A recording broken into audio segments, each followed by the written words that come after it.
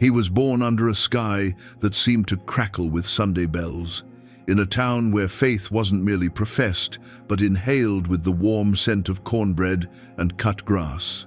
They named him Ethan Cole, and by the time he could read, he could also recite. Verses slipped from his mouth with the effortlessness of a creek over stones, and grown men, rough-handed deacons who repaired fences and transmissions, would go strangely soft, listening to the boy pronounce words that felt older than the hills around them. His father, Reverend Nathaniel Cole, had a voice like a plow through hard earth. He broke ground wherever he spoke, and what he planted was certainty. Certainty about grace, yes, but also certainty about enemies, about falsehoods dressed up like devotion, about the dangers of bowing before anyone but God. The dining table doubled as a pulpit. Over meatloaf and mashed potatoes, doctrines took shape. Over sweet tea, battle lines were penciled in. Never confuse sentiment with truth, Ethan's father would say, tapping a finger against a leather Bible whose edges were feathered like a bird's wing. And never, not once, bend a knee to an image, no matter how lovely. Carved stone cannot save you. Ethan learned to nod at that rhythm. He learned to recognize statues by the way they held their silence, and he learned to mistrust that silence as if something schemed inside it. When he walked past the small stucco church on Reyes Street, the one with the bright blue tiles and the smell of candle wax leaking into the evening, he'd lift his chin without meaning to, as if the building itself asked a question he already knew to refuse. At school, Ethan's memory turned into its own kind of spotlight. Teachers discovered he could memorize entire chapters the way other boys memorized baseball stats. He became the kid who could stand in front of the class, eyes shining, and unspool words from Paul like a ribbon, each clause tidy, each admonition crisp. He wasn't cruel, not then, but he was sharp, and sharpness has a way of cutting without trying. When a quiet girl with a rosary bracelet, Elena Vargas, small as a sparrow, explained that the beads helped her pray, Ethan smiled the way his father smiled when correcting error. "You don't need beads," he said, polite and sure. "You need the Spirit." She flushed, and he felt the glow of being right, a heat that would become addictive. By high school, the youth pastor had stopped writing his own sermons for Wednesday nights and simply asked Ethan to share instead. Sharing became preaching. Preaching became a room packed with teenagers who cheered the way they did at football games when Ethan flung sentences like banners. High, bright, uncompromising. He had cadence, he had command, he had the look people expect a leader to have in photographs. When he was 19, his father slid back from the pulpit and Ethan stepped up, and the handoff was as smooth as a relay baton under stadium lights. People said they had never seen a church so young with a preacher so gifted who could make the old shed disbelief like winter coats. The town itself held two hearts that beat out of rhythm. On one side of the railroad tracks, there were storefront churches with folding chairs and hand-lettered signs promising revival at 6. On the other side, there were parishes with names that sounded like songs, Our Lady of Guadalupe, St. Michael the Archangel, and processions that turned streets into slow rivers of color.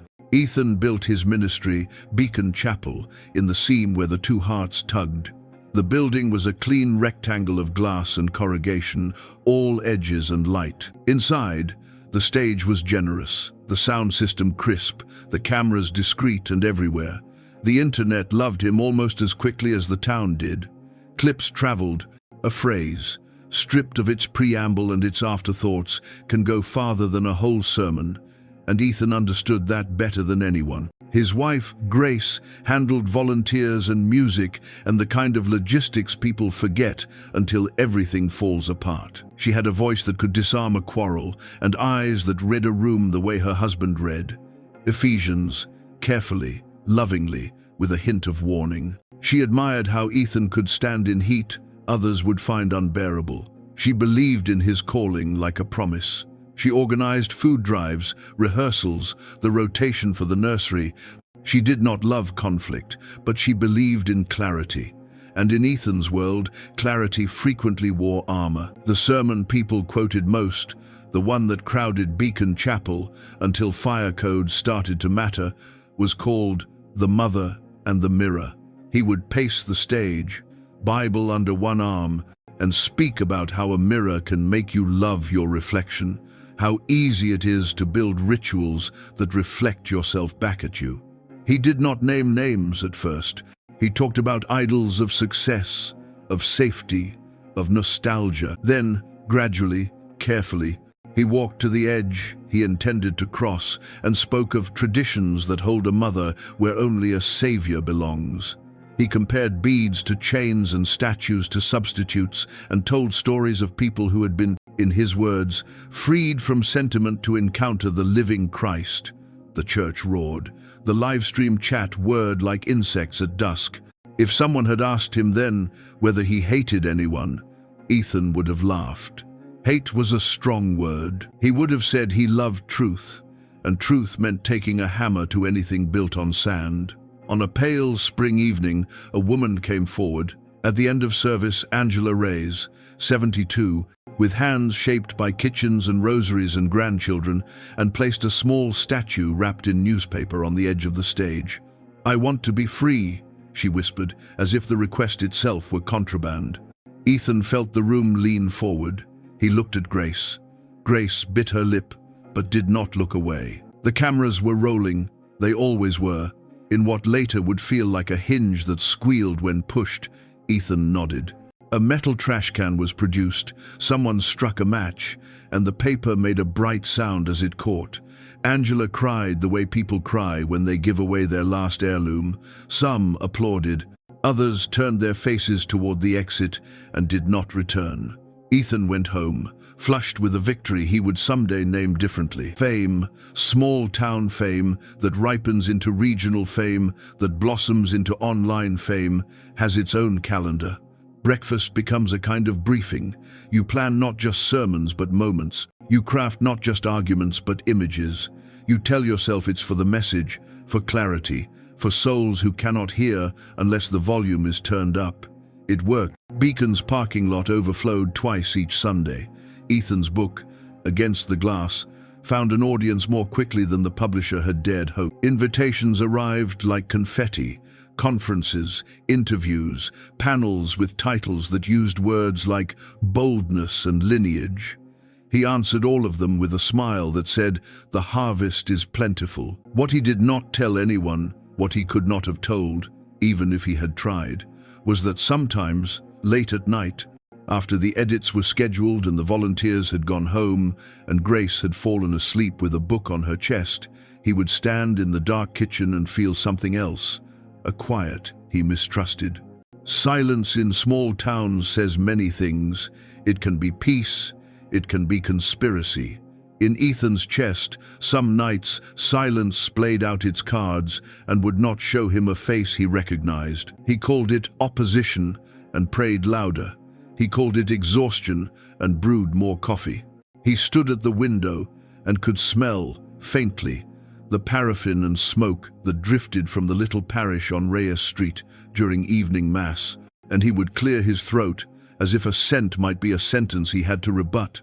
The night that put a date on everything arrived in a halo of applause. They had added extra seating for the third service. The balcony held teenagers with phones ready. The aisles were punctuated by tripods. Grace stood near the front, hands folded, an expression both proud and alert. Ethan had never felt more at home. He spoke of Galatia, of freedom, of the sweetness and danger of wrapping devotion around anything with edges you can touch.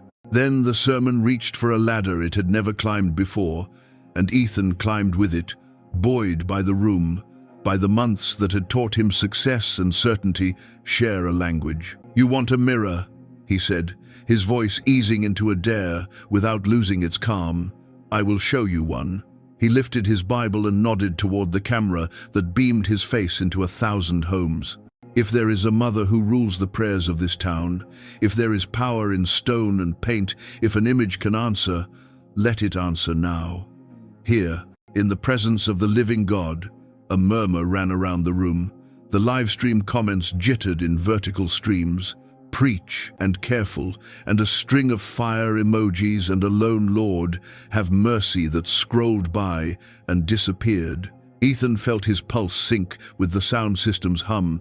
"If there is anything in that sanctuary down the street," he said, smiling without warmth, "let it speak." Grace's hands tightened. She did not interrupt, could not.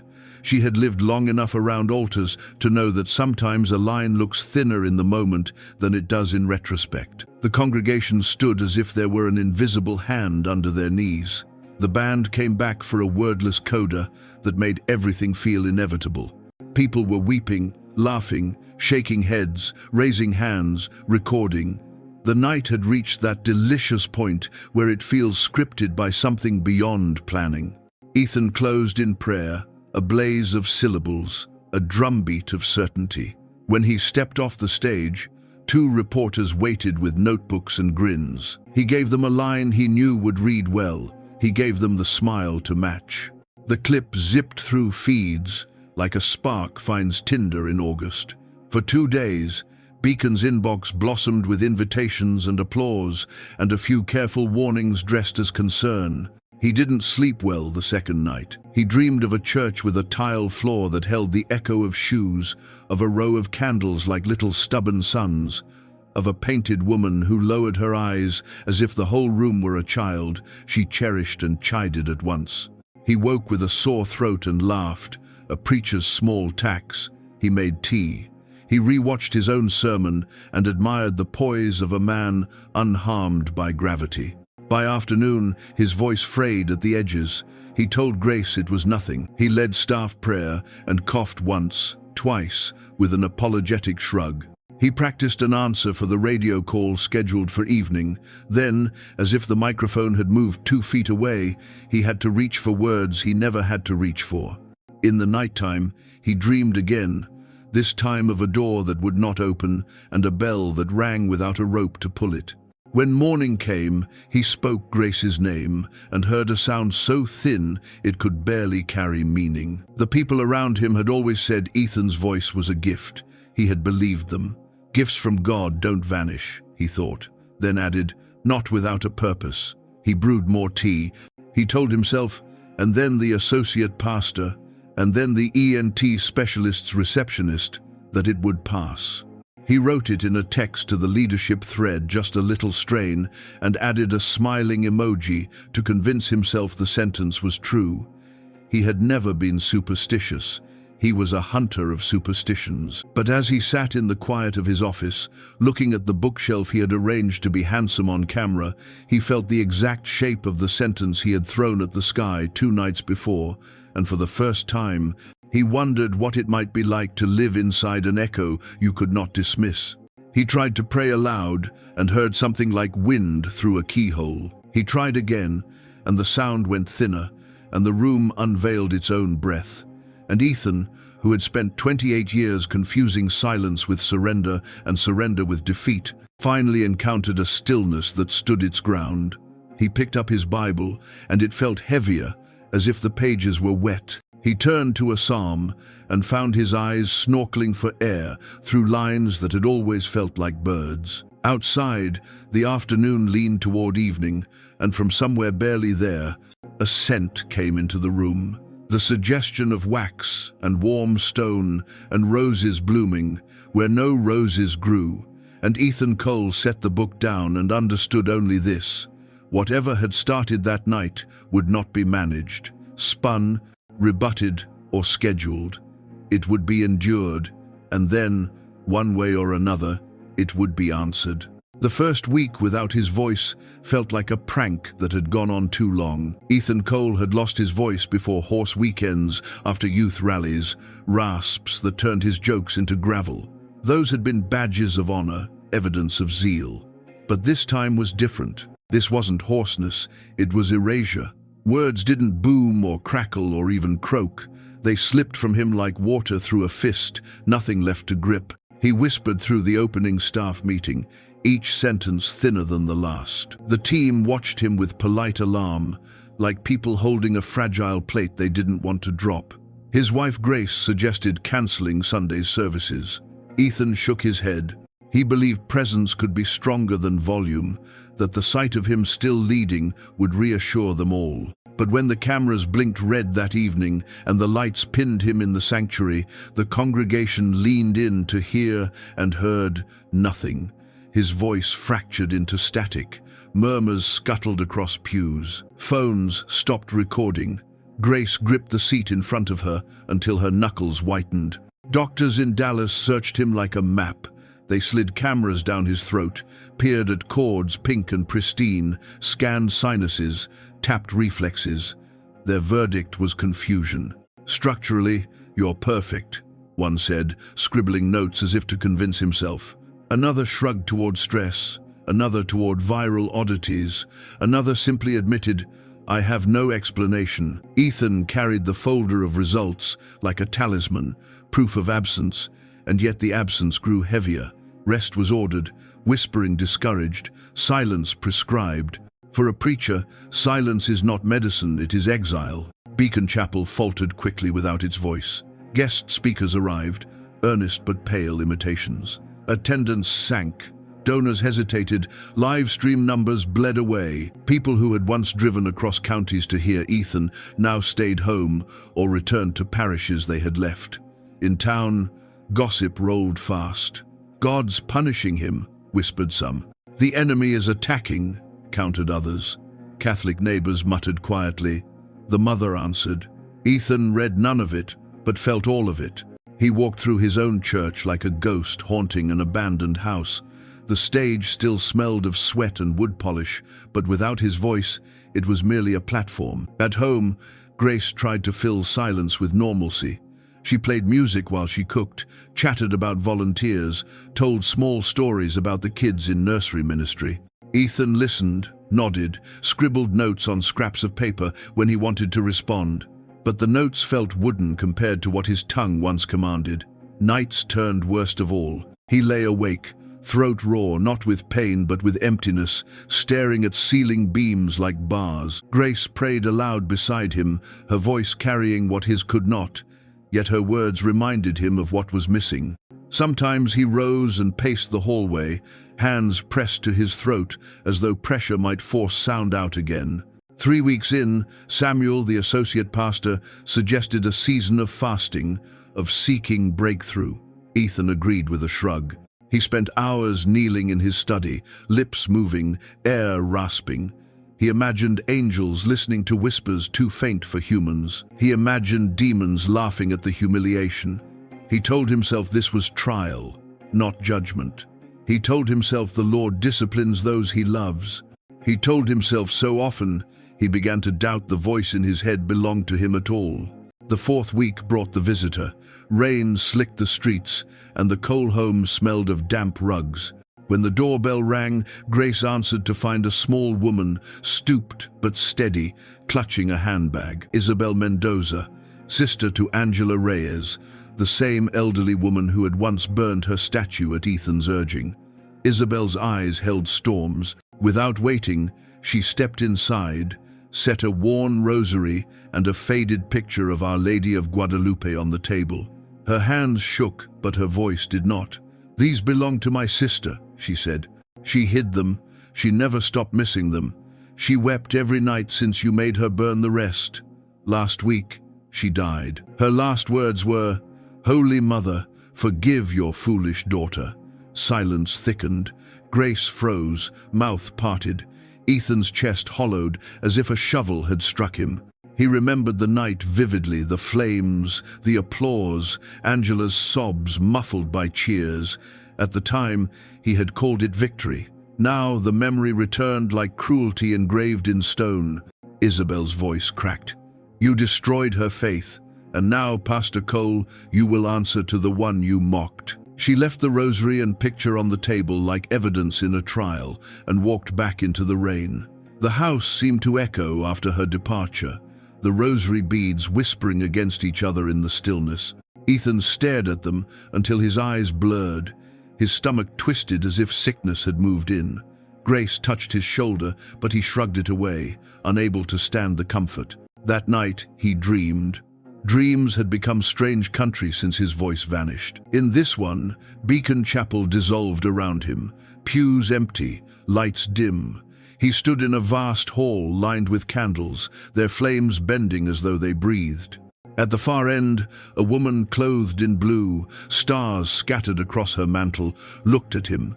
Beside her stood Angela Reyes, no longer weeping but radiant. Her voice rang clear. "She never abandoned me, and she has not abandoned you."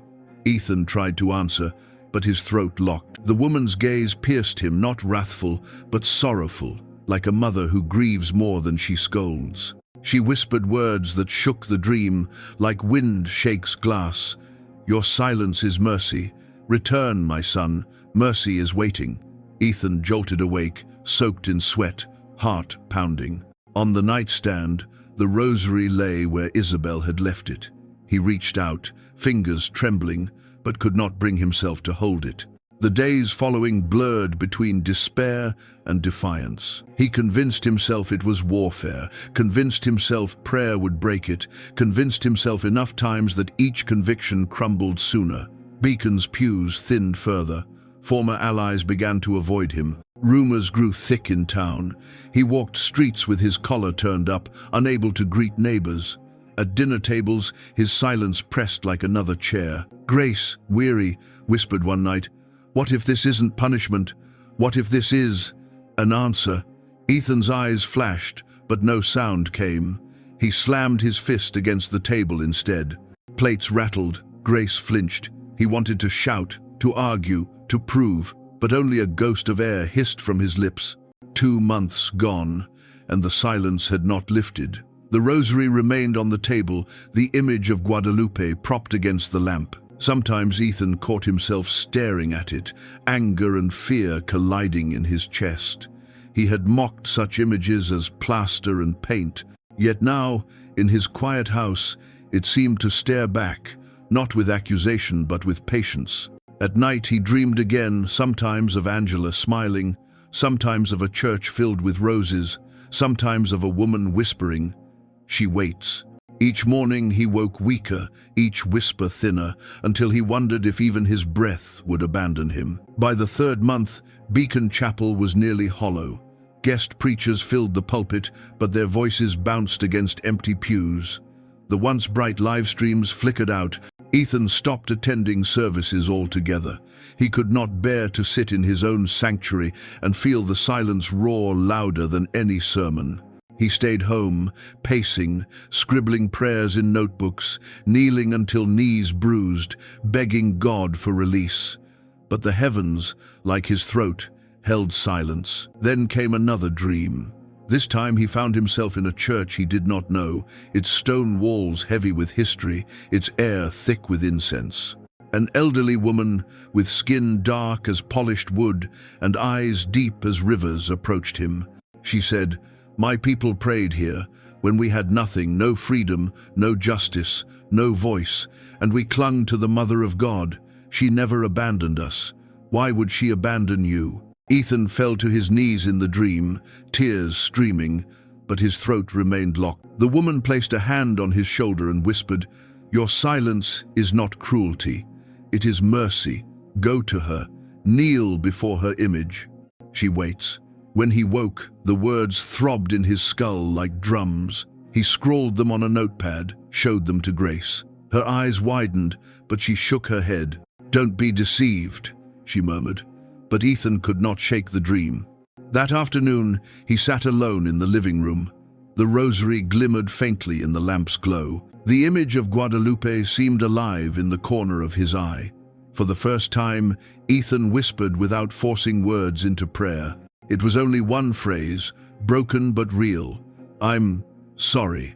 The sound cracked, faint as wind in dry leaves, but it was enough to wet his cheeks with tears.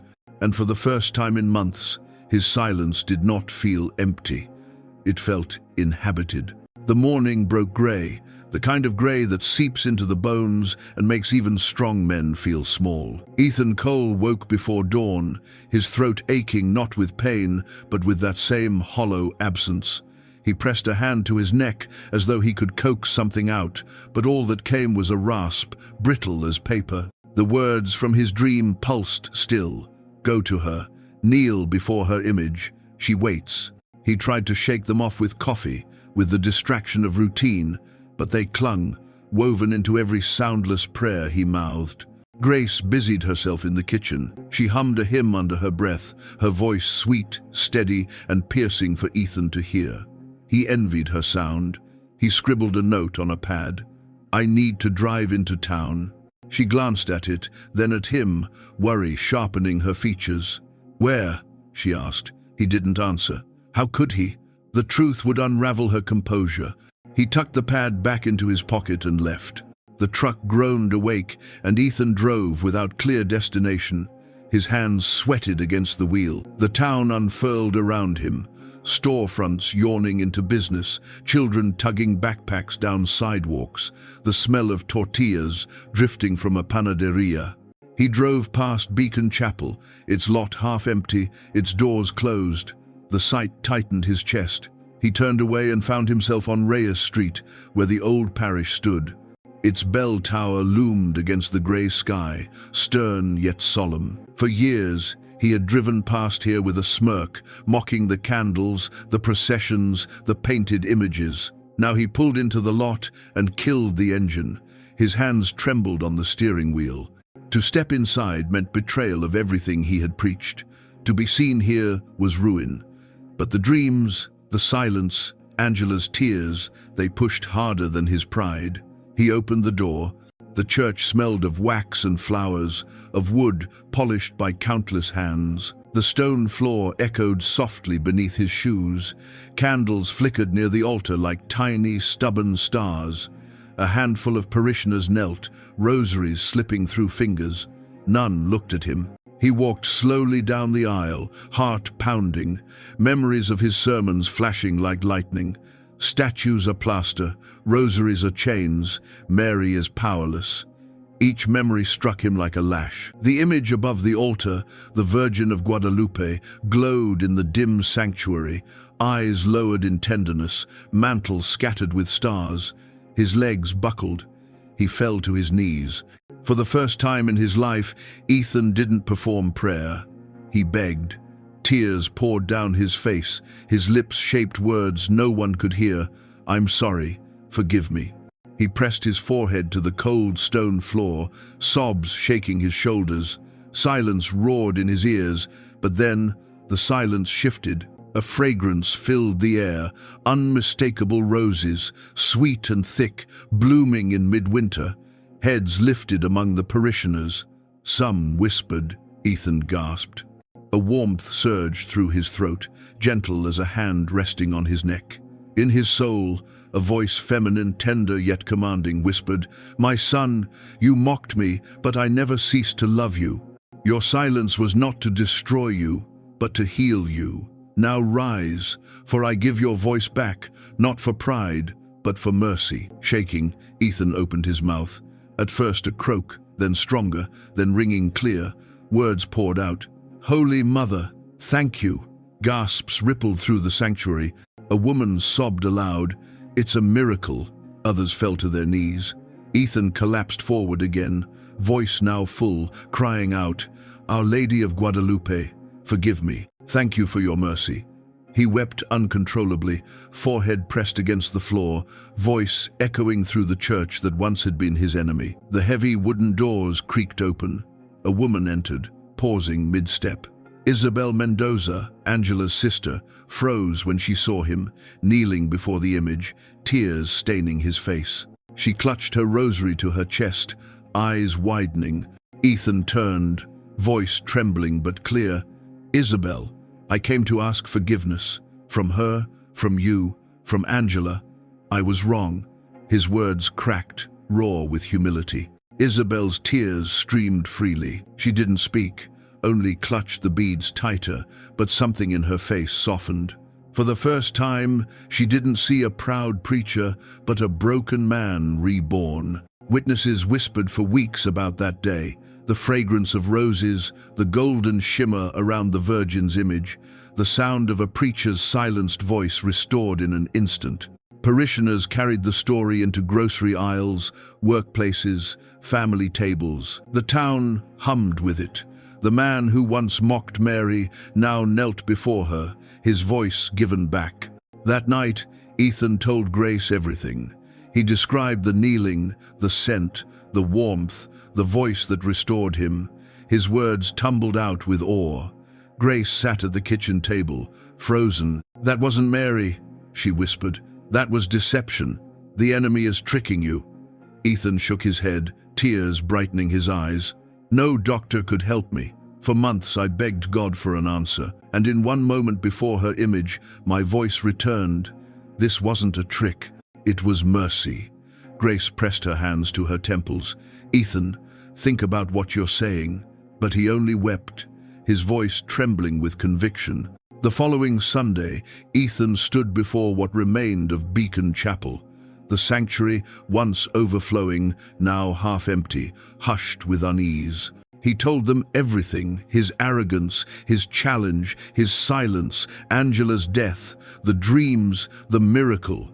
Gasps swept the room. Some wept openly, others shook heads, muttering, "Heretic." Nearly half stormed out before he finished. The rest lingered, torn between awe and doubt. By the next week, evangelical networks buzzed with denunciations. Podcasts condemned him, pastors warned their flocks, friends cut ties. For a man once celebrated as a rising star, the fall was swift and merciless. And yet, something in Ethan had changed. The pride that once burned in his sermons had melted. The voice that once thundered in defiance now trembled with gentleness. Grace watched him warily, afraid yet unable to deny the transformation.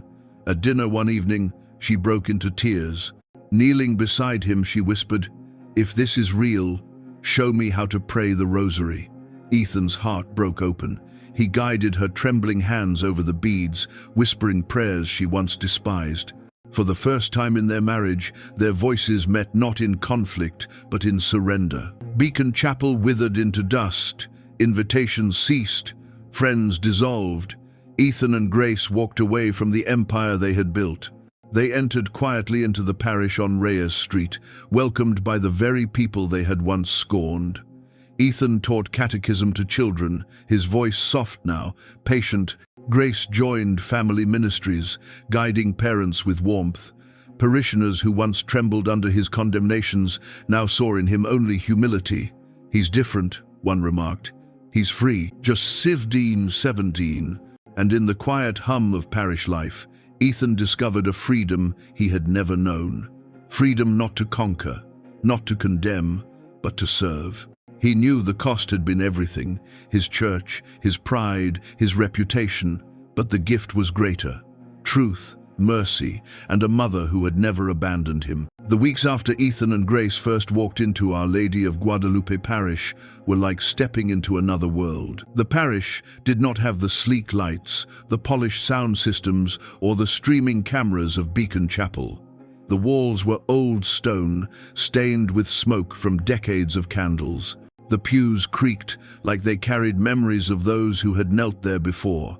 Children shuffled beside weary mothers, old men crossed themselves with trembling hands, and in the corners statues stood not as plaster to be mocked, but as companions in prayer. For Ethan, each detail was both foreign and familiar, a world he had dismissed but now approached with reverence tinged by shame. At first, parishioners eyed him warily. They whispered in the vestibule, "Isn't that the preacher who mocked us? The one who made Signora Angela burn her statue?" Some shook their heads, others crossed their arms. A few glared openly when Ethan knelt at the pew. But others, especially the elderly, watched with softened eyes, as though they saw not the proud man from their memories, but a penitent son returned. Ethan felt their gaze burn into his back as he bowed his head, clutching the rosary Isabel had left him, beads slipping through fingers still clumsy with unfamiliar prayers. Grace struggled more.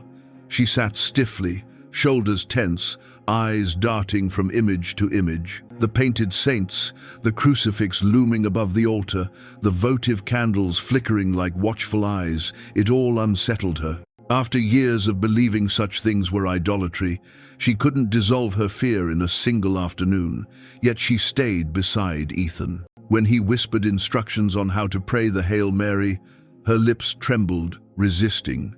But she pressed forward, syllable by syllable, as though climbing a mountain she had once sworn was forbidden. Father Luis Moreno, the parish priest, noticed them quickly. He was a man in his 60s, with silver hair and a voice roughened by years of preaching in both English and Spanish. After Mass one Sunday, he approached Ethan and Grace near the doors. His eyes studied them without malice, but without naivety either. "I know who you are," he said plainly. Ethan lowered his gaze.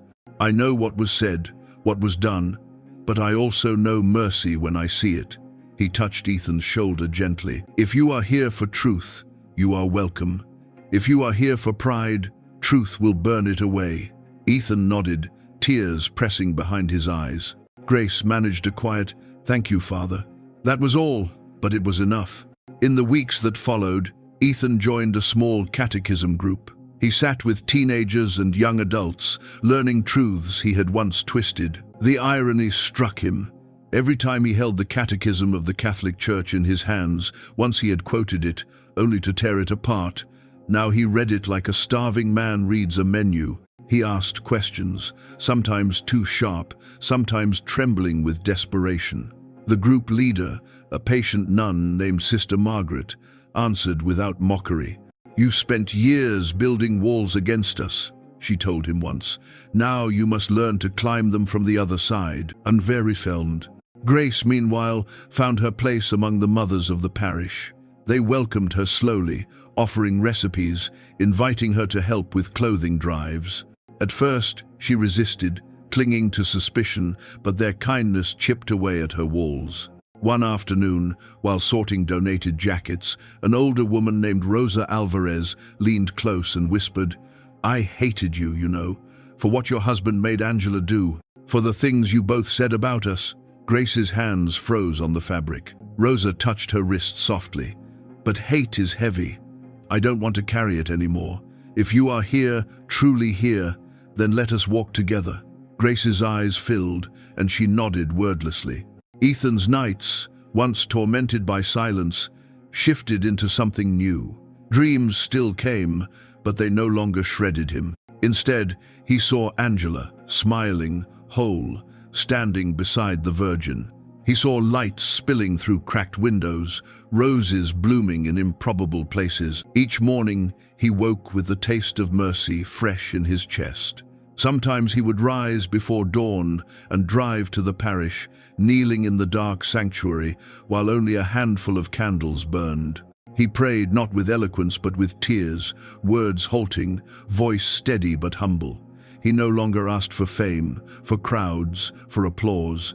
He asked only for forgiveness, for the strength to serve. But not everyone welcomed him.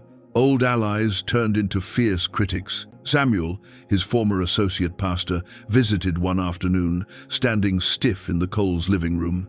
"You've betrayed everything, Ethan," Samuel accused, voice shaking. "You're bowing to idols, you're teaching heresy, you've lost your mind." Ethan didn't argue. For the first time in his life, he didn't crave debate. He simply said, softly, "I've found mercy." Samuel's eyes narrowed. "No, you've found deception, and you're dragging Grace with you." He stormed out, slamming the door. Grace stood pale, shaken, but when she looked at Ethan, she whispered, "Then let us be dragged together." Beacon Chapel collapsed completely within months. The building, once full, now echoed with emptiness. Donors withdrew, staff resigned, congregants scattered. Local papers reported on its downfall, some with pity, some with scorn. For Ethan, it felt like watching a house built on sand wash away in the tide. But he didn't grieve long. He realized the loss was necessary, an emptying before filling. He told Grace one evening, "If I had kept that church, I would have kept my pride, and pride was killing me more than silence ever did." She nodded, resting her head against his shoulder, finally at peace. Slowly, the Coles became pillars of the parish. Ethan's voice, once a weapon, became an instrument of healing. He taught children the catechism with gentleness, answering their simple questions with patience. Grace led small groups for parents, offering compassion instead of condemnation. Parishioners who once remembered his venom now marveled at his humility. "It's strange," Rosa Alvarez told a friend, "to see him praying the rosary he once mocked. But I think that is what mercy looks like." Years would pass, but Ethan never forgot the silence. He carried it like a scar, invisible but unerasable. Whenever pride threatened to creep back, he remembered the months when his voice was gone, when he was nothing but whispers and tears. And he would clutch his rosary, close his eyes, and whisper, "Thank you." Because he knew the silence had not been cruelty. It had been the hand of a mother leading him home. By the time autumn settled over the town, Ethan Cole's life looked nothing like the polished empire he had once commanded. The church he had built, Beacon Chapel, with its glossy stage and carefully placed cameras, now stood shuttered, the sign out front fading in the weather. When Ethan drove past, he sometimes slowed and let the sight pierce him. Weeds rising in cracks of the parking lot, doors chained, windows dark. He thought of all the Sundays when the lot had overflowed, when people had jostled for seats, when his voice had soared like a trumpet over the sound system. Now it was a husk, and yet he did not feel despair. He felt gratitude. Something inside whispered each time he looked, "This had to die so you could live." Life at Our Lady of Guadalupe Parish filled that void in ways he had never expected. There were no roaring crowds, no lights, no applause. Instead, there was the rhythm of ordinary devotion. Ethan found himself swept into small duties, setting up chairs for catechism classes, moving boxes for food drives, helping Father Luis with errands that once would have felt beneath him. He was startled at how much joy he found in tasks no one applauded. Carrying crates of canned goods, stacking hymnals, sweeping the vestibule floor, it all felt like penance, like healing through action. Yet not everyone welcomed him fully. Some parishioners avoided him outright. A few whispered harshly as he passed, "The one who mocked us, the man who hurt Angela." The memory of Angela Reyes hung over him like a shadow. He never tried to defend himself. Each murmur of suspicion was deserved. He only lowered his head and accepted it. At night, though, her face still came to him in dreams, sometimes sorrowful, sometimes radiant. When it was radiant, he woke with peace. When sorrowful, he wept into his pillow until dawn. Grace's journey was slower, more conflicted. Though she had begun to pray the rosary, part of her heart still resisted.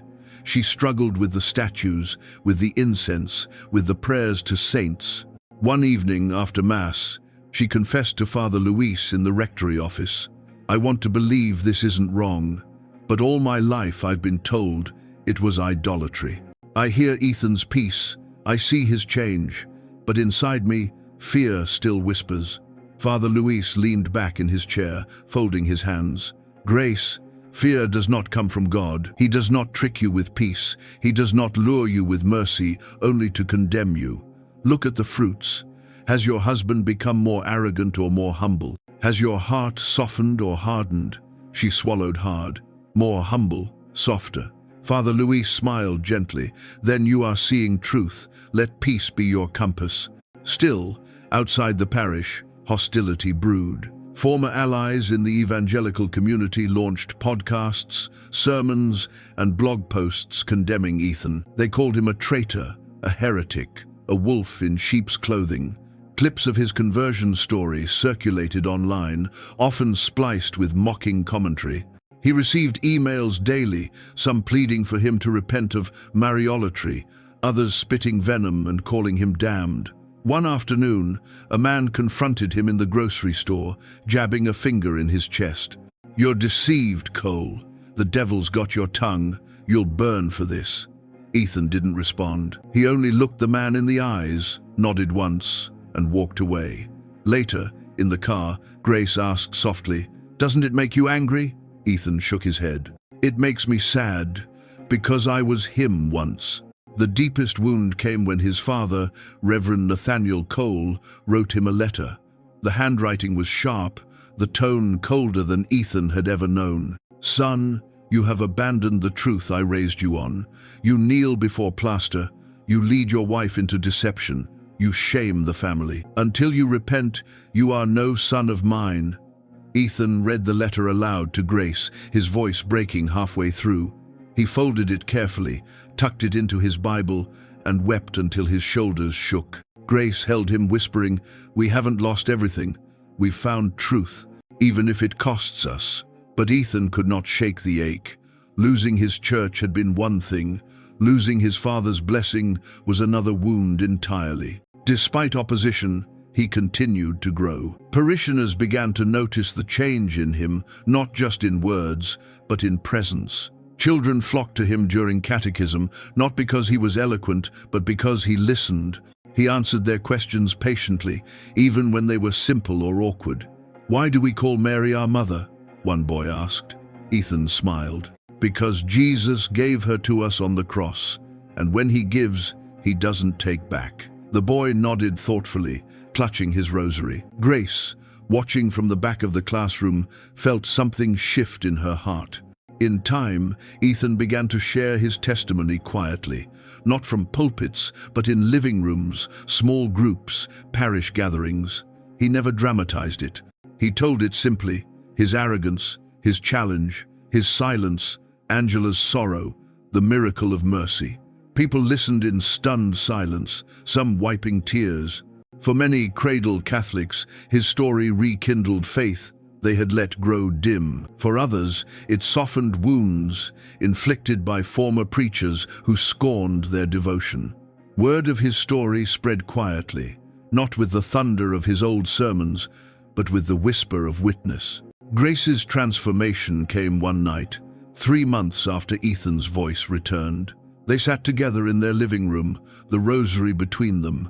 She trembled as she prayed, but halfway through, her voice steadied.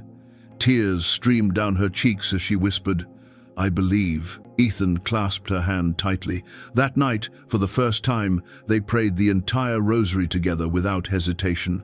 Afterward, Grace buried her face in his chest, sobbing with relief. "I thought I was losing my faith," she whispered. Ethan stroked her hair. "No," he said softly, "you were finding it." As winter arrived, the Coles became fixtures of parish life. Ethan no longer sought the spotlight, he sought service. He shoveled snow from the steps, visited shut-ins, prayed with the sick. Grace organized meals for families in need. Parishioners who once eyed them with suspicion now embraced them as family. And slowly, the memory of Beacon Chapel faded from town gossip, replaced by whispers of a miracle, of roses blooming in midwinter, of a preacher silenced and then redeemed. But Ethan knew the story wasn't finished. Each night, as he lay in bed, he felt a lingering weight in his soul, not guilt, but a call. He knew mercy had been given, but mercy demanded more than gratitude. It demanded mission, and deep down, he felt that the voice restored to him had not been given just to stay quiet in one parish. It had been given to proclaim mercy to others, still trapped in pride, still blind as he once was. He didn't know yet how or when, but he knew it was coming. Spring returned to the town with the smell of wet earth and budding roses, and by then, Ethan Cole had begun to find a rhythm in the new life he never imagined for himself. The parish bells on Reyes Street marked his days now, not the countdown clock of a live stream camera. Instead of preparing sermons designed for viral clips, he prepared lesson plans for restless children, songs for youth groups, reflections for small gatherings in living rooms. The spotlight was gone, but in its place came something deeper, quieter, sturdier, a sense that every word, every prayer, every task was a repayment to mercy itself. And yet, as the weeks ripened into months, Ethan felt something stir beneath the surface. It began during one evening prayer service when the parish hall was filled with families reciting the rosary. A visiting college student, sharp-eyed, doubtful, approached him afterward. "I used to watch your videos," the young man admitted, shifting uneasily. You hated all this. You called it lies. Why should I believe you now?" Ethan looked into the young man's eyes, saw the suspicion that mirrored the skepticism he once carried. He didn't prepare an argument. He didn't thunder. He only said softly, "Because I was wrong, and mercy gave me a second chance." The boy blinked, swallowed hard, and turned away. But Ethan noticed tears on his cheek before he left. Moments like that multiplied. Parishioners invited him to speak at small prayer groups, then at retreats, then at diocesan gatherings. Each time, Ethan hesitated. He feared slipping back into pride, feared chasing applause again. But Father Luis encouraged him. "A voice is not evil in itself, Ethan," the priest told him. "It is how you use it. You once used it to wound. Now you must use it to heal." So Ethan began to share his story beyond the parish walls. He told it not with the flourish of a performer, but with the brokenness of a penitent. His words were halting at first, but people listened with rapt attention. Crowds gathered, not because they wanted to be entertained, but because they needed hope. And in their eyes, Ethan saw something he had never seen before. Not admiration, not excitement, but recognition. They recognized their own pride, their own wounds, their own longing for mercy. Grace, too, found herself called into unexpected places. She began leading small circles for women who struggled with faith, women torn between the beliefs they had grown up with and the quiet pull of Catholic devotion. She told her story honestly, about her fear of deception, about the long nights when she clung to old teachings, about the moment when peace finally conquered fear. Her openness drew others in. "If God could bring me here," she would say, "He can bring anyone. Have the ben of the mown." But outside Catholic circles, resistance only sharpened. Ethan's old sermons had not vanished from the internet. They still circulated, often shared by those who wanted to expose his betrayal. Clips of his mockery were spliced with new recordings of him kneeling before statues, praying the rosary. Critics jeered, "See how the mighty have fallen. He sold his soul to superstition." Some called him Judas, others claimed he had been bought by the church. The backlash reached a climax one afternoon when Ethan received an invitation to speak at a Catholic conference in San Antonio. It was the largest crowd he had faced since the collapse of Beacon Chapel. Grace urged caution, but Ethan felt an undeniable pull. "This isn't about me," he told her, gripping her hands. "It's about mercy. If I hide the story, then I waste the gift I've been given." Grace nodded reluctantly, though fear clouded her eyes. When they arrived at the conference, Ethan nearly faltered. The arena was filled with thousands. Lights flashed, music swelled. Memories of Beacon Chapel flooded back, tempting him with the old intoxication of performance. His palms sweated, his chest tightened. Grace squeezed his hand and whispered, "Stay small." Those two words anchored him. When he walked on stage, the applause roared, but he lifted his hands for silence. He began quietly, almost whispering into the microphone. He spoke not of theology at first, but of pride, his own pride, how it had built an empire, how it had destroyed lives, how it had silenced him. He told of Angela, of her tears, of her death. He described the dream, the fragrance of roses, the voice that restored him. The hall was silent, thousands holding their breath. Some wept openly, others stared in awe. By the time he finished, the only sound was the soft rustle of people kneeling in their seats. But beyond the walls of the arena, the storm brewed fiercer than ever. Evangelical networks blasted him as a cautionary tale. Old friends recorded hour-long videos dissecting his fall. Even his father, Nathaniel, gave a sermon titled "The Son Who Bowed to Idols." Clips of it circulated widely. Ethan watched once, his chest tightening, then turned it off.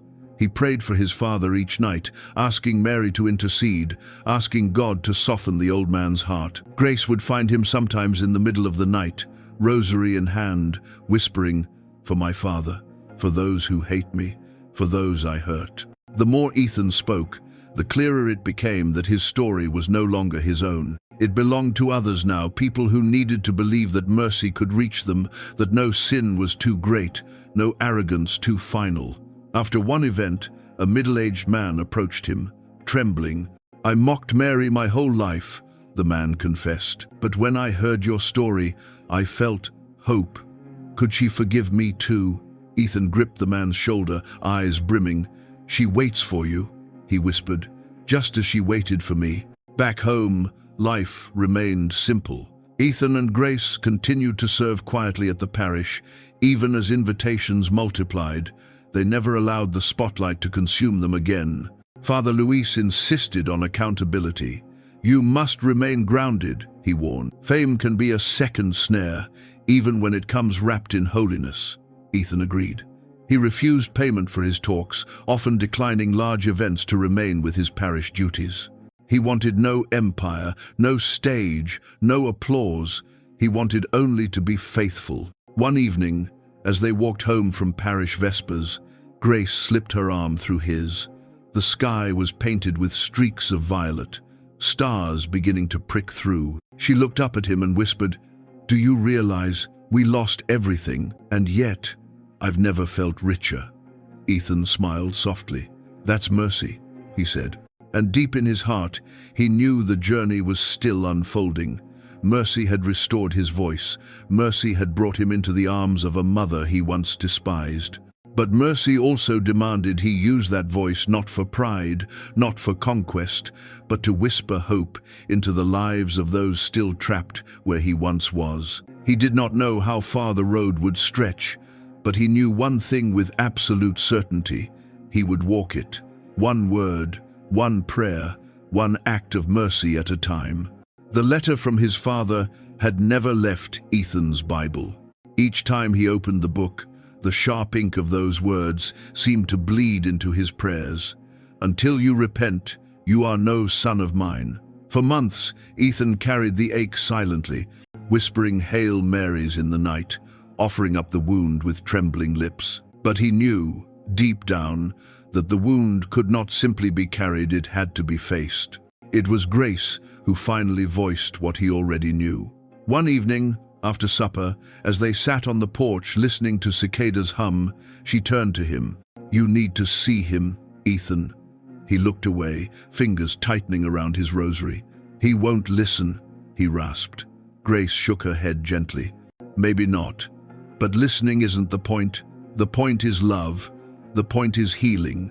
For both of you. The 20 too many have that his vizier, that turns in this minute the potters, is list for contin, so the temment for, stimulifer, somethings of the time." So, a week later, Ethan drove down the highway that led to his childhood home. The closer he got, the more memories rose like ghosts, long Sundays in wooden pews, the booming voice of Reverend Nathaniel Cole filling the sanctuary, dinners laced with doctrine and warnings against idolatry. His father had been more than a parent. He had been a law, a prophet, a storm. And now Ethan, once his pride, was returning as his shame. The house stood the same white siding, porch swing, Bible verse etched above the door. Ethan parked and sat motionless, gripping the wheel until his knuckles whitened. Finally, he stepped out. Each crunch of gravel underfoot echoed like judgment.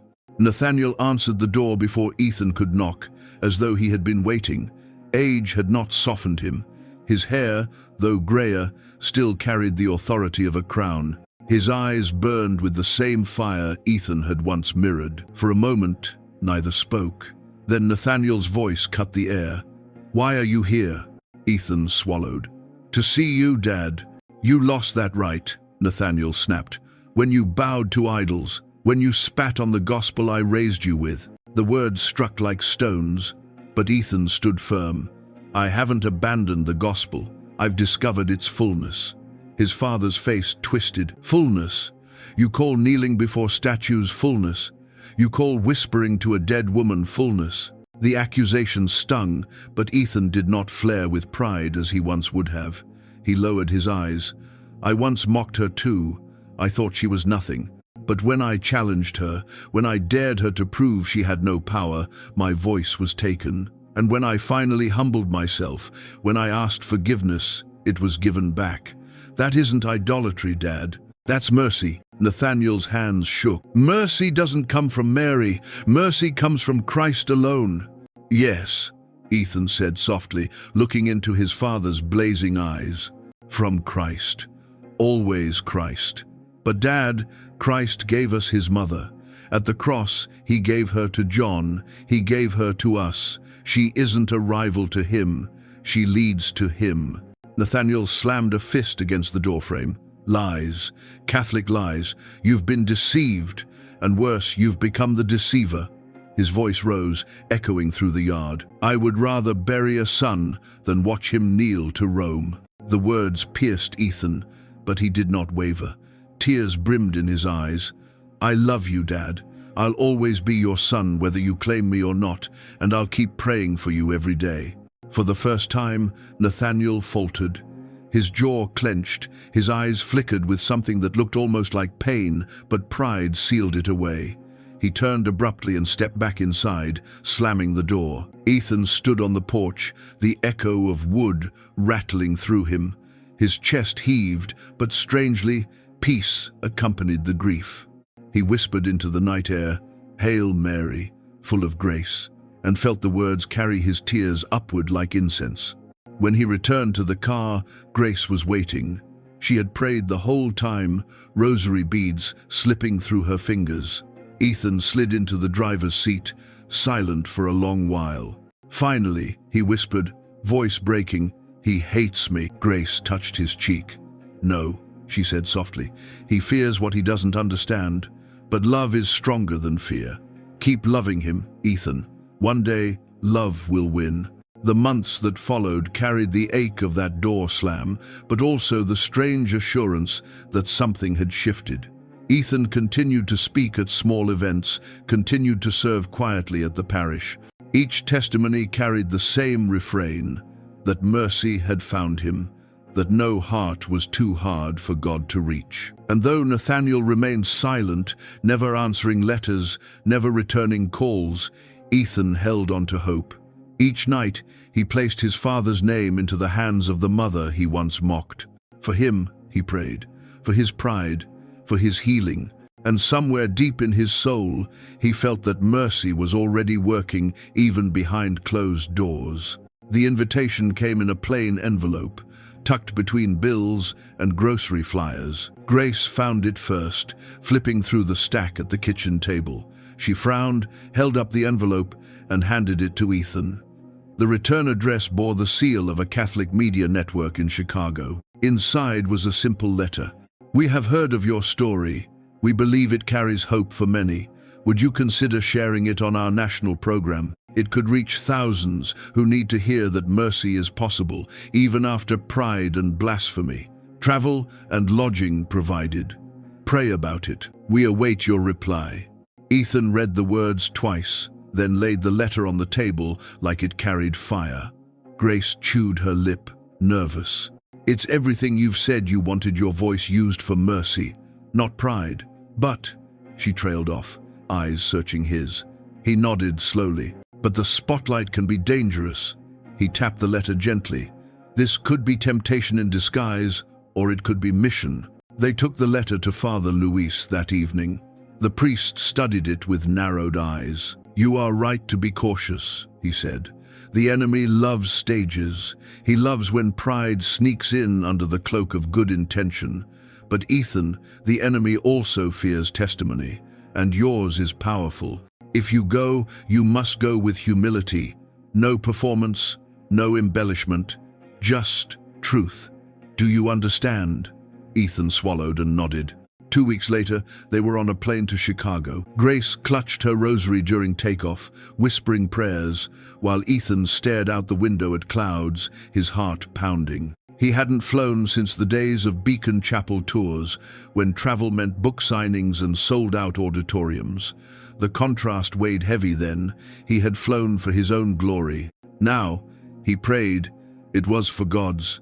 The The studio was vast, lights glaring, cameras perched like watchful eyes. Ethan's chest tightened as memories surged, the intoxicating rush of being watched, the applause, the adrenaline. Grace noticed his knuckles whitening on the arm of the chair. She leaned close, whispering again the words that had become his anchor.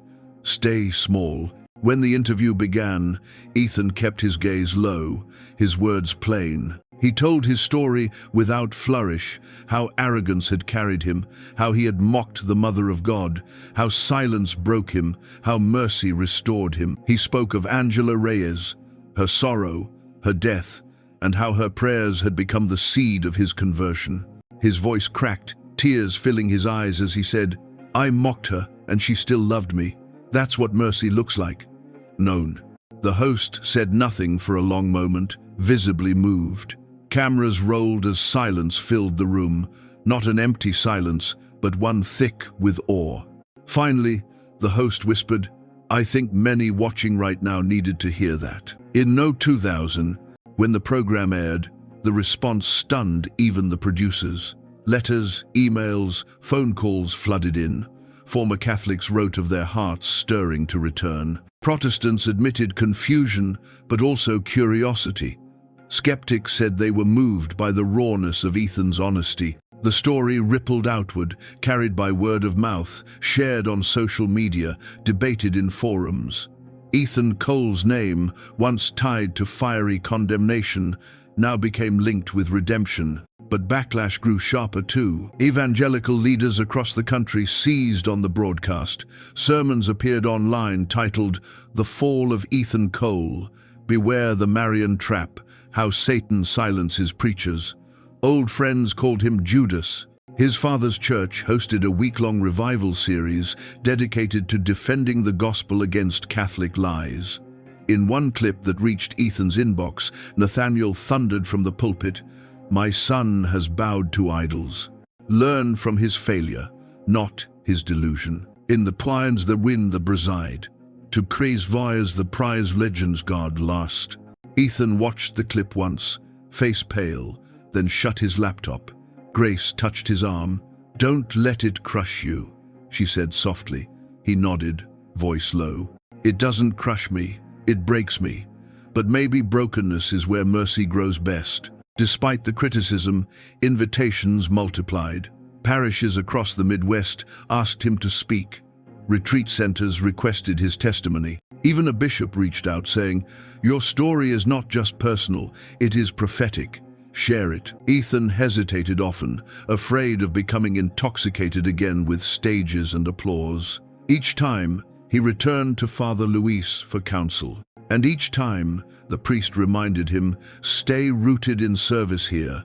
If your mission beyond these walls ever costs you humility, you must stop." So Ethan kept balance.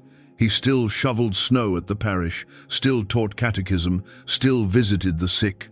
Grace continued leading her women's circles, reminding him daily, "We are not building a new empire, we are simply serving." And yet, miracles began to ripple from his testimony. In Detroit, after he spoke at a retreat, a man in his 50s approached him, clutching a rosary. "I haven't prayed this in 30 years, the man whispered.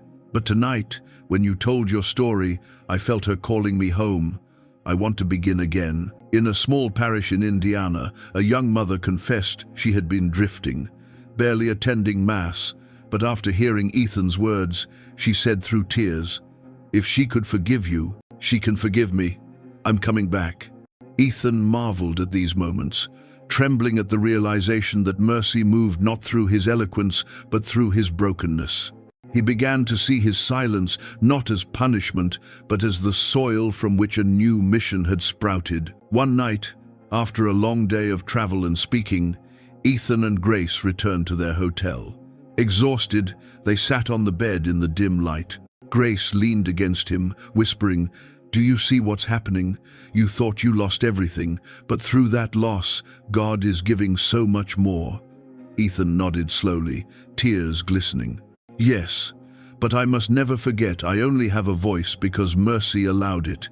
If I lose that humility, I lose everything again. Have we life to providence, the duds to predend?" He clasped her hand, and together they prayed the rosary before sleep, each bead a reminder that Mercy's mission was never about them. It was about the mother who had waited, who had loved, who still loved countless others waiting to hear her whisper. And as Ethan drifted into sleep, a dream came. Angela Reyes stood beside the Virgin once more, her face radiant. She smiled at him, whispering, "Your voice has healed more than you know. Keep speaking, not for yourself, but for her son, Zitja." Ethan woke with tears on his cheeks and a certainty burning in his heart. The mission had only just begun. The summer that followed became a season of movement, almost dizzying in its rhythm. Ethan and Grace found themselves on the road nearly every weekend. Small parishes tucked in farming towns, conference centers in big cities, even college chapels where restless students leaned forward in their seats, curious and skeptical in equal measure. Everywhere they went, the pattern repeated. Ethan spoke humbly, without theatrics, sharing the story of his downfall and Mercy's hand in lifting him. Grace added her own testimony, telling of her fear, her resistance, and the slow, patient way her heart had opened. The responses stunned them. They were not the shouts and applause of Beacon Chapel, but tears, confessions, quiet conversions. In Kansas, a young man who had left the church years ago walked up after a talk, pressing a rosary into Ethan's hand.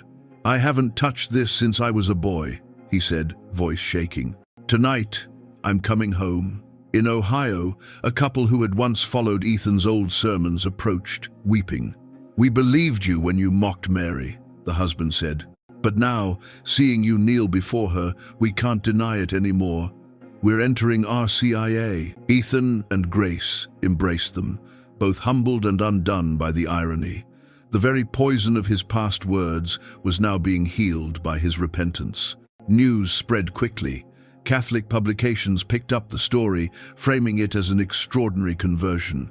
Journalists described Ethan as a modern-day Saul turned Paul, though he rejected the comparison. "I'm no apostle," he would tell them, shaking his head. "I'm just a man who was broken and shown mercy." But the narrative took on a life of its own. Invitations now poured in not just from parishes, but from dioceses, Catholic radio networks, and international ministries. The opposition sharpened in proportion.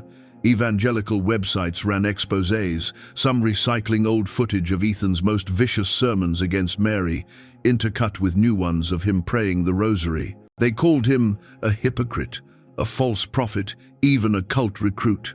Former friends messaged him with anger, pity, or both. "You're deceived," one wrote. "The Ethan I knew is gone." He would respond only with a simple line, "Pray for me as I pray for you." The fiercest wound remained his father's silence. Nathaniel had not spoken to him since that bitter confrontation at the door. Ethan continued to write letters, some long and pleading, others short and simple. "Dad, I love you. I'm praying for you. Please know you'll always be my father." None were answered. Still, each night Ethan placed his father's name into the hands of Mary, whispering through tears, "For him too, Mother, for him most of all." Grace noticed how the weight of his father's rejection gnawed at him, even in the middle of triumphs. After one especially moving retreat in Minnesota, where dozens had gone to confession for the first time in decades, Ethan sat alone in their hotel room, staring out the window at the city lights. Grace touched his shoulder. "Why do you look so sad? Did you not see what happened tonight?" Ethan's voice cracked. "I saw, but I keep thinking if mercy could reach them, why can't it reach my father?" Grace kissed his temple softly. "It will, in time. You can't rush grace." As the months passed, strange whispers began to follow Ethan's appearances. In some places, people spoke of unusual fragrances filling the room during his testimony, roses blooming in halls where no flowers stood. In others, lights seemed to shimmer faintly around the image of Mary when he prayed. Ethan himself never mentioned such things, but the stories spread. He refused to let them define him. "The miracle is not roses or lights," he told Grace firmly. "The miracle is hearts turning back to God. That's all." Still, he could not deny what he sometimes experienced privately. One night, after speaking in a parish outside St. Louis, he knelt in the empty church long after everyone had gone. The air grew fragrant, the same scent he had smelled the night his voice returned. A warmth flooded his throat, not to heal it this time, but to remind him, and deep within, he heard that familiar voice, "Stay small, stay mine, use your voice for mercy alone." He wept, pressing his forehead to the cool marble floor, whispering, "Yes, Mother, always." Meanwhile, Grace blossomed into her own quiet mission. Women approached her everywhere, wives, mothers, daughters, confessing fears, doubts, wounds. She listened with patience, prayed with them, and slowly began to guide them with the same gentleness she had once needed. She discovered that her vulnerability was her gift. "I was afraid too," she would tell them, "but God met me in my fear, and Mary held my hand through it." Her words carried a tenderness that complemented Ethan's fiery past, and together they became a witness not just of one man's conversion, but of a marriage healed and rerouted in mercy. By the year's end, Ethan and Grace found themselves invited to Rome itself. A Catholic television network requested an interview, and a conference on evangelization wanted Ethan to share his testimony among international speakers. The thought of standing in the eternal city, the heart of the church he once despised, filled him with awe and dread in equal measure. Grace teased gently, "You once said Rome was Babylon, now you're packing for it." He laughed weakly, shaking his head. Mercy has a sense of irony.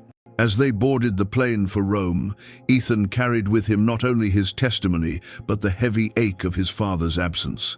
Yet even that ache had begun to feel less like despair and more like a wound waiting for healing. He looked out the plane window at the horizon, whispered a Hail Mary, and thought of Nathanael's face. "One day, Lord," he prayed silently, "one day mercy will reach him too." The Vesi green sounds and forsave, in the greens flound to gressing, and somewhere deep inside he felt a certainty he could not explain. That day was closer than he dared imagine. The flight to Rome was long, but for Ethan Cole every hour felt like stepping deeper into a mystery. He pressed his forehead against the airplane window, staring down at the endless stretch of ocean, whispering prayers under his breath. Grace sat beside him, rosary in hand, beads moving silently through her fingers. Occasionally she would glance at him, catching the faraway look in his eyes. "You're nervous," she said softly. Ethan gave a small smile. "I preached against this city my whole life, and now I'm flying into its heart. Nervous doesn't begin to cover it." When they landed, Rome overwhelmed them at once. The cobblestone streets, the golden domes, the air heavy with history, it all pressed on Ethan's chest like a weight of centuries. Everywhere he turned, he saw reminders of the faith he had once mocked. Crucifixes carved into stone, shrines tucked in alleyways, images of Mary above doorways. Grace whispered, almost in awe, "It feels like the city itself is praying." Ethan nodded, throat tight. Their first stop was St. Peter's Basilica. The sheer scale silenced them both. The dome soared like heaven itself had bent down to meet earth. Light streamed through windows, falling on marble floors worn by countless pilgrims. Ethan felt small, smaller than he had ever felt, even smaller than during his months of silence. He knelt near the Pietà, staring at Mary, cradling her crucified son, and tears blurred his vision. "I mocked you," he whispered in his heart, "and yet here I kneel in your house. Thank you for not abandoning me." The following day, Ethan was scheduled to give his testimony at an international conference on evangelization, held at a large hall not far from the Vatican. He stood backstage, palms sweating, his mind swirling with memories of Beacon Chapel. The stage lights, the murmuring crowd, the anticipation, it was all too familiar. Pride lurked, whispering in his ear, "This could be yours again. They'll applaud you." He gripped the rosary in his pocket and prayed fiercely, "Keep me small, Mother, keep me yours." When he stepped out, the hall erupted in polite applause. He raised his hand gently, motioning for quiet. His voice, when it came, was not booming but calm, almost fragile. He told them his story, as he always did, his arrogance, his mockery, his challenge, the silence that broke him, the mercy that rebuilt him. He spoke of Angela, of her sorrow, of her prayers that had followed him even into rebellion. He spoke of the fragrance of roses, of his voice restored in an instant. And as he spoke, the hall grew still, thousands of people listening with bated breath. Halfway through, he faltered, his throat caught, memory flooding him too strongly. For a moment, he thought his voice might vanish again. The microphone hummed, silence pressing in. He closed his eyes, clutching the beads in his pocket. And then, as if carried by a whisper not his own, his voice steadied. "I thought silence was punishment," he said, eyes glistening. "But silence was mercy. Mercy is what saves us, what leads us home. By the reckoned in the sea, have seti goodvide." When he finished, the hall remained silent for several long seconds before applause thundered, not wild, not shallow, but reverent, like a wave crashing in gratitude. Ethan bowed his head, refusing to let the applause touch his pride. He left the stage shaking, but Grace met him with tears in her eyes, whispering, "You stayed small." That evening, they walked the streets of Rome, hand in hand, the city glowing in lamplight. They visited small chapels, lit candles, prayed quietly. Ethan felt an odd peace, as though the city itself had embraced him. But the highlight came 2 days later, when they were granted an audience with the Pope. The meeting was brief, simple, yet unforgettable.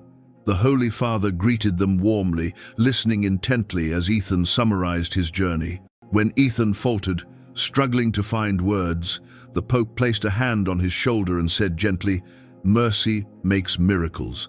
Yours is one. But remember, it is not yours alone, it is for the Church, for the world."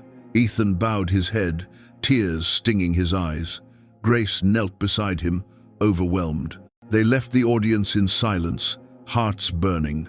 Their final day in Rome brought one last encounter.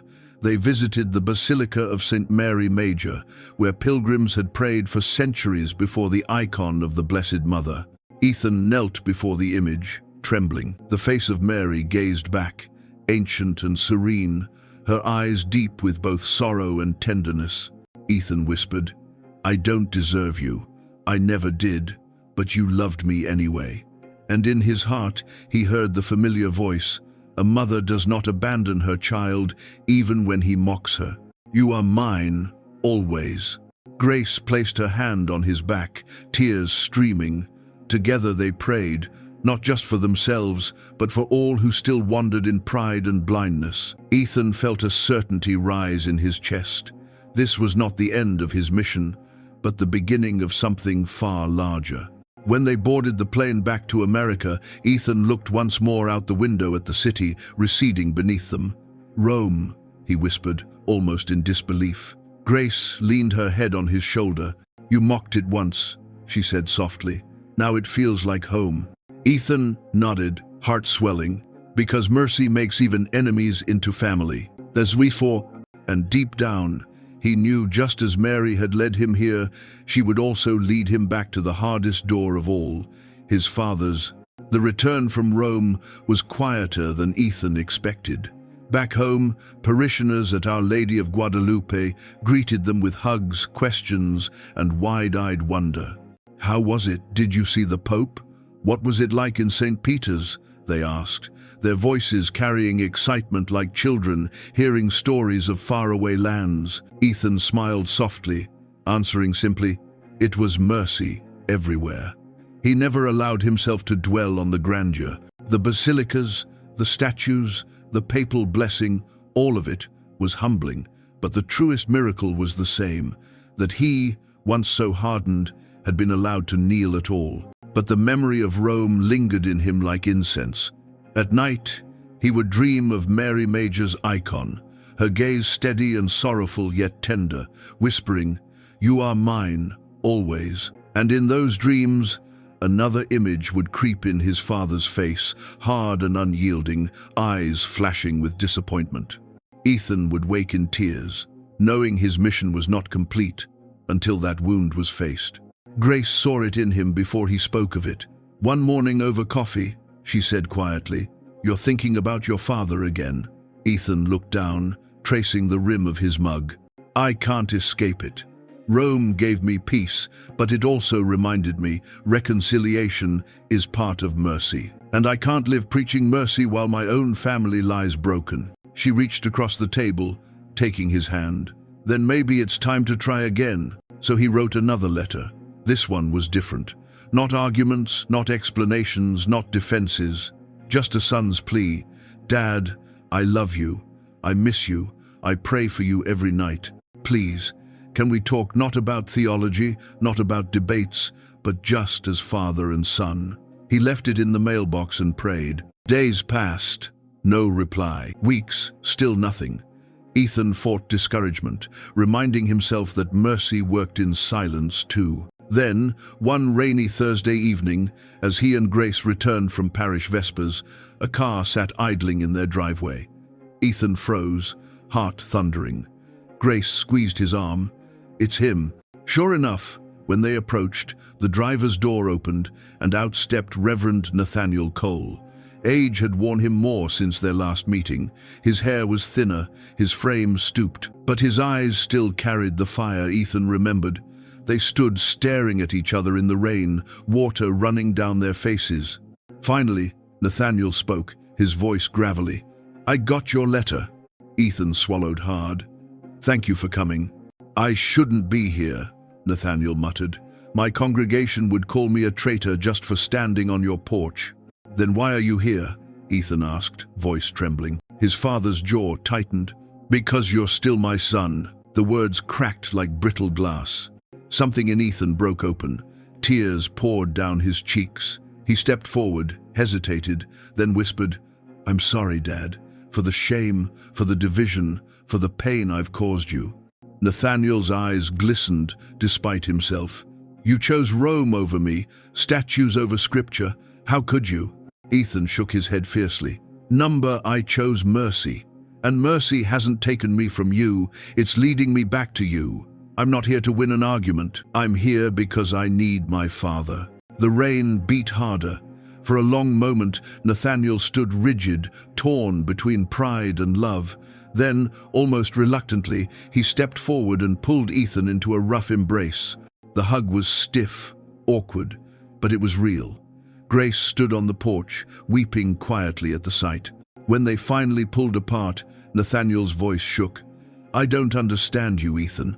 I don't agree with you, but I can't keep hating my own blood. It deceived the Clies." "That's enough," Ethan whispered. "We don't need to agree. We just need to love." They stood in silence, rain soaking them, until Nathaniel finally nodded. Maybe we can start there." That night, father and son sat in Ethan's living room, Grace bringing tea while the rain pattered against the windows. They didn't debate theology. They spoke of memories, Ethan's childhood, fishing trips, long drives to revival meetings. Nathaniel listened to stories of the parish with guarded curiosity, never conceding, never affirming, but never condemning either. When he left, he clasped Ethan's shoulder at the door. "I can't promise I'll ever agree with you," he said, "but I won't shut the door again." Ethan smiled through tears. "That's all I ask." As the car pulled away, Grace wrapped her arms around him. "It's beginning," she whispered. Ethan nodded, his heart swelling with hope. For the first time in years, he felt the crack in his father's armor. Mercy was working slowly, silently, but working. And Ethan knew this was only the first step. Reconciliation would not come quickly, but mercy never hurried. It always waited, always endured, always loved.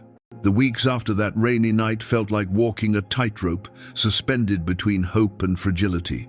Ethan replayed his father's words again and again. "I won't shut the door again." They were not reconciliation, not yet, but they were something, a sliver of light, breaking into a room that had been locked for years. True to his word, Reverend Nathaniel did not shut the door, but neither did he fling it wide open. Their contact became cautious, halting, a phone call once a week, short and awkward. Nathaniel's questions were practical, rarely personal. How's your health? Is Grace well? Are you managing your bills? But even in those plain inquiries, Ethan sensed the tremor of something new. Love was still alive, though pride fought to cage it. Grace encouraged patience. He spent decades building walls, she reminded Ethan one evening as they walked home from parish vespers. Walls don't fall in a day, they crack slowly. Mercy works like water, seeping, softening, wearing stone down grain by grain. Ethan nodded, clutching his rosary. Then, I'll keep praying for the cracks. Meanwhile, the wider world pressed in. The Rome trip had ignited invitations from across the globe. Catholic communities in South America, the Philippines, even Africa reached out, asking Ethan to share his testimony. He hesitated, wary of pride, but Father Luis urged him forward. "Do not hide a lamp under a basket," the priest said. "But remember, Ethan, you are not the lamp. You are the wick. The flame belongs to God." So Ethan and Grace traveled again, their passports filling with stamps. In Mexico City, Ethan knelt in the Basilica of Our Lady of Guadalupe, weeping before the tilma that bore her image. Grace knelt beside him, clutching his hand, overwhelmed by the sight of millions who came every year to honor the same mother who had shown them mercy. In Manila, thousands gathered in a stadium, not to cheer but to pray as Ethan told his story. The air was thick with devotion, the sound of tens of thousands murmuring the rosary in unison, rising like thunder. Ethan stood trembling, realizing his silence had birthed something he never imagined, a mission that stretched across oceans. Back home, however, the conflict with his father simmered beneath the surface of every joy. Nathaniel remained firm in his theology, unwilling to concede an inch. During one phone call, he warned sternly, "Don't think my listening means I approve. I still believe you're deceived." Ethan closed his eyes, forcing calm. "I know, Dad, but I'm grateful you're still here." There was a long silence on the line before Nathaniel muttered, almost reluctantly, "You're still my son." Ethan clung to those words like a lifeline. One Sunday afternoon, the unexpected happened. Nathaniel appeared at Our Lady of Guadalupe Parish. Ethan spotted him, standing in the back, arms crossed, his presence like a storm cloud. Parishioners whispered in shock, some glaring, some curious. Ethan's chest tightened, but he continued teaching catechism as though nothing had changed. Afterward, Nathaniel approached slowly, face unreadable. "I wanted to see for myself," he said. His eyes scanned the statues, the candles, the families praying. "I still don't agree, but I see something here I can't explain." Ethan's voice trembled. "It's mercy, Dad." Nathaniel didn't answer, but his expression softened for a moment before hardening again. "Don't push me," he warned.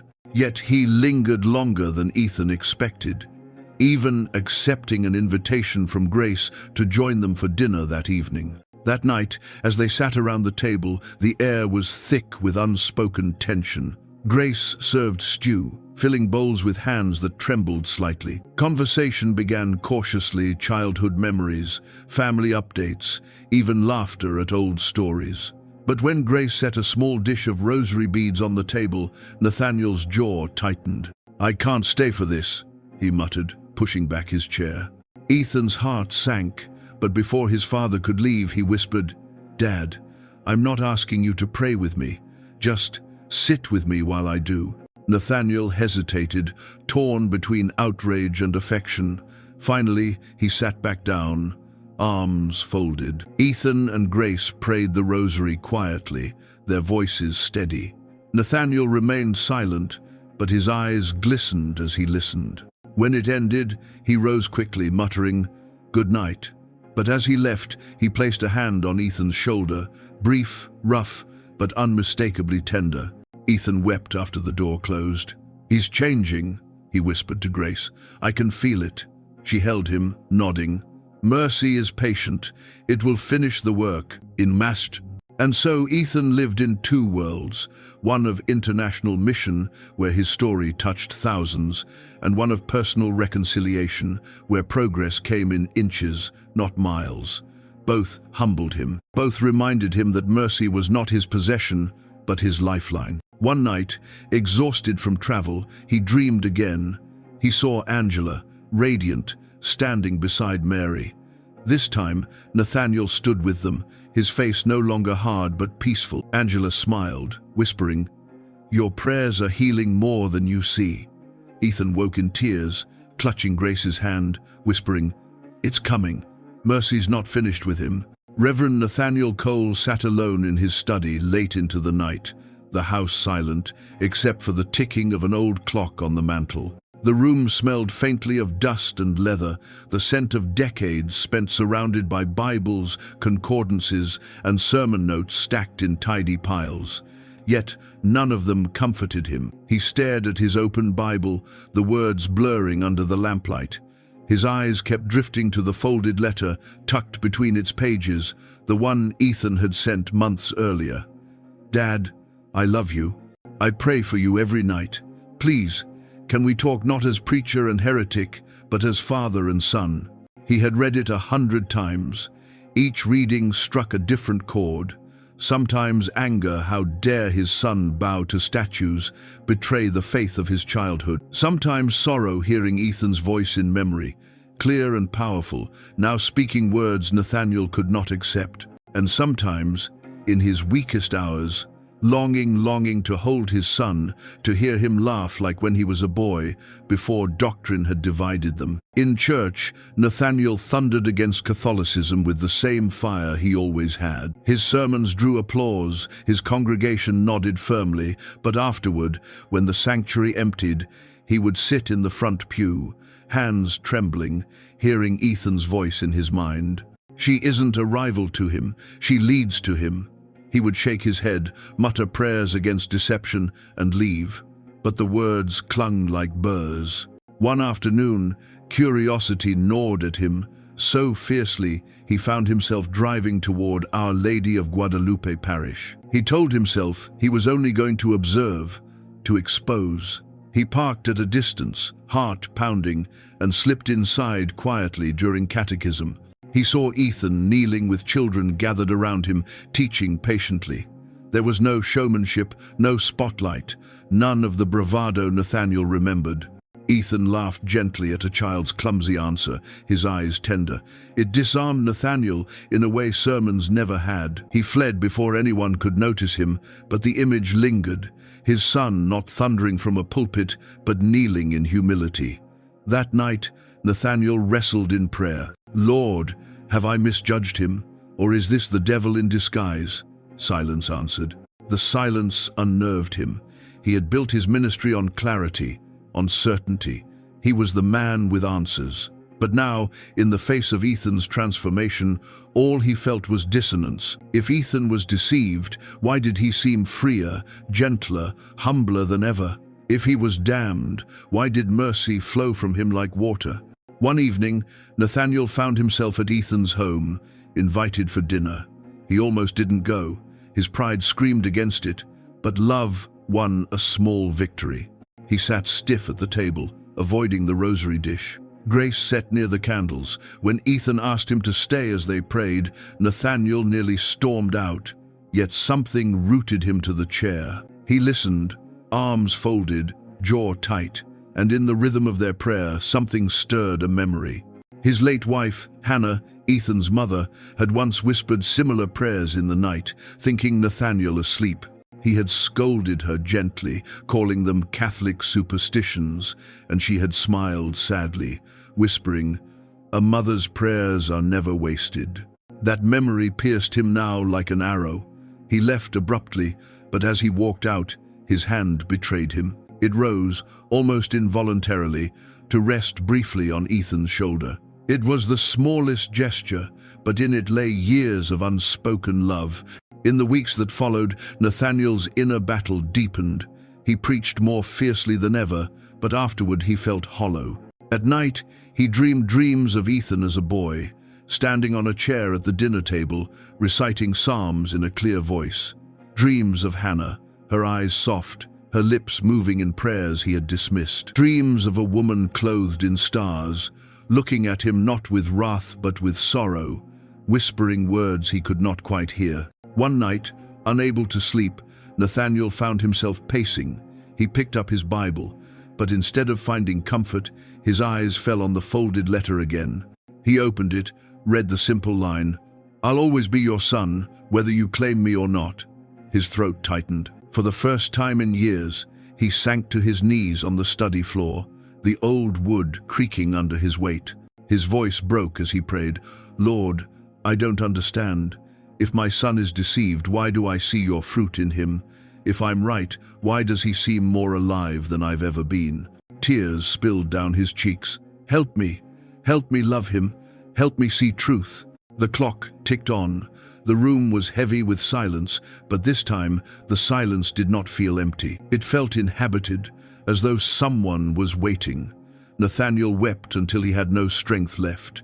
When he finally rose, he did not have answers, but he had something new, an opening, a crack in his armor. The next Sunday, instead of preaching, he handed the pulpit to his associate and sat quietly in the pew. His congregation murmured, confused. Nathaniel only bowed his head. He thought of Ethan, of Grace, of the parish down on Reyes Street. He thought of Hannah's whispered prayers, and he thought of Mary, the mother he had despised without ever truly knowing her. For the first time, he wondered if perhaps, just perhaps, she had been waiting for him too. The autumn air had sharpened, carrying the smell of wood smoke through the small town. Leaves crackled underfoot as Ethan walked home from the parish, his rosary tucked in his palm. He had grown accustomed to praying for his father every night, but lately his prayers carried a strange weight, a sense that something unseen was shifting. Grace noticed it too. "You seem lighter," she remarked one evening, watching him trace the beads with unhurried reverence, "almost as if you know something I don't." Ethan smiled faintly. "I don't know, but I feel it, like the soil is softening." He was right. Across town, Reverend Nathaniel Cole wrestled with a war invisible to his congregation. Outwardly, he remained their shepherd, preaching against deception, warning of the snares of Rome. But behind closed doors, he was unraveling. The dreams came more frequently now. He saw his late wife, Hannah, standing in a field of light, her hands folded, her lips whispering the same words he had once dismissed as superstition. "Hail Mary, full of grace." He would wake drenched in sweat, her voice echoing in his ears. He tried to shake it, but the dreams returned again and again, accompanied by that same star-clothed woman he could not name without angering himself. One afternoon, Nathaniel drove past Our Lady of Guadalupe parish again. He slowed, watching as parishioners spilled onto the steps after Mass. Children laughed, clutching small rosaries. Elderly women clasped hands, murmuring blessings, and there, in the crowd, was Ethan, no pulpit, no applause, just standing in conversation, his arm around Grace. His son's laughter reached Nathaniel through the car window, clear and unburdened. For a moment, something inside Nathaniel cracked. He whispered aloud, "He looks free." That night, he opened his Bible but found himself staring at Hannah's old prayer book, which had sat untouched on a shelf for years. He had kept it only because he could not bear to throw it away. Now, with trembling hands, he flipped it open. Between the pages lay a worn card of the Virgin Mary, edges frayed, colors faded. He lifted it, heart racing. The image met his gaze, serene and sorrowful. For the first time in his life, Nathaniel did not spit anger at it. Instead, tears blurred his vision. He sank into his chair, whispering, "Hannah, did you know? Were you praying for me all along?" Meanwhile, Ethan's mission expanded further. He was invited to New York to speak at a Marian conference attended by thousands. The night before he left, he dreamed again. In the dream, he was kneeling in the parish, but this time his father knelt beside him. Mary stood before them both, her mantle spread wide. Ethan woke with tears streaming. He told Grace, voice breaking, "It's coming. I don't know when, but it's coming." At the conference, Ethan's testimony poured out with unusual urgency. He spoke not just of his own conversion, but of the ache of longing for those still far from mercy. "There is no pride too stubborn for her love," he said, his voice trembling. "Even the hardest hearts can be softened. Even those who hate her most are never abandoned." The crowd listened in rapt silence. What they did not know was that he was speaking directly to one man, his father. Back home, Nathaniel finally allowed himself to sit through an entire rosary at Ethan's house. He didn't pray it, not aloud, but he stayed, listening as the rhythm washed over him. When it ended, his eyes were red. "It reminds me of Hannah," he admitted hoarsely. "She used to whisper like that at night. I always thought she was foolish." Ethan reached across the table, gripping his father's hand. "Maybe she was wise." The old preacher didn't answer, but he didn't pull his hand away either. That simple silence felt louder than a sermon. Grace, sitting beside them, closed her eyes and prayed silently. "Thank you, Mother. Keep breaking the stone." Later that night, Nathaniel returned home and once more found himself drawn to Hannah's prayer book. He opened to the card of the Virgin and set it on his desk. This time he did not hide it. He lit a small candle beside it, hands shaking, and whispered into the quiet, "If you are truly a mother, then show me, because I don't know how much longer I can resist. Has seed be led with your messes?" And in that silence, for the first time in his long, rigid life, Reverend Nathaniel Cole felt peace brush against him, not as an argument won, not as a doctrine defended, but as the tender hand of a mother touching a son too proud to admit he was still a child. The evening was cool, the kind that hinted winter was on its way. Ethan Cole stood outside his childhood home, staring at the porch, where so many memories still lived: the nights of family prayers, the sharp debates at the dinner table, the stormy words exchanged on this very step when his father had told him he would rather bury a son than see him bow to Rome. Tonight felt different. Tonight, the house itself seemed to breathe, waiting. Grace touched his arm. "He's ready," she whispered. Ethan nodded, though his heart pounded like a drum. Inside, Reverend Nathaniel Cole sat in his worn armchair, Hannah's old prayer book resting open on his lap. The image of Mary, worn and faded, lay on the table beside a small candle he had lit hours earlier. He had been staring at it for so long that the silence around him felt alive, as though someone else was in the room. His eyes glistened with unshed tears. He whispered aloud, "If this is deception, Lord, take it from me. But if this is mercy, don't let me run anymore. It varian serve, a depenses into new unto the love. And why a love the love, in depen unto the love, in the depenses knotted, in clays." When Ethan and Grace entered, Nathaniel did not rise immediately. He looked at his son, at the man he had scorned, at the preacher turned penitent, and his voice broke. "I've been fighting, Ethan. Fighting you, fighting her, fighting myself. I don't even know what's true anymore." Ethan knelt before his father's chair, taking his weathered hands in his own. His voice trembled. "The truth is mercy, Dad. It isn't about winning an argument. It's about letting yourself be loved, even when you don't deserve it. Especially then." Nathaniel's shoulders shook. For decades, he had been the immovable rock, the fiery voice, the shepherd who never bent. Now he felt himself crumbling. Memories of Hannah praying softly in the night flooded him, memories of Ethan as a boy, reciting scripture with childlike joy, memories of his own pride hardening like stone. He covered his face with his hands and wept the kind of weeping that strips a man bare. Grace placed the rosary gently on the table beside him. "This saved us," she whispered. "Not because the beads are magic, but because every prayer was a cry for mercy, and mercy came." Nathaniel stared at the rosary, his chest heaving. Slowly, with trembling fingers, he picked it up. He held it awkwardly, as though it might burn him. Then, in a voice cracked with years of stubbornness breaking, he whispered, "Show me how." Tears blurred Ethan's vision. He guided his father's fingers to the crucifix. "We begin here," he said softly. "In the name of the Father, and of the Son, and of the Holy Spirit." Grace's voice joined, steady and tender, as the three of them prayed together.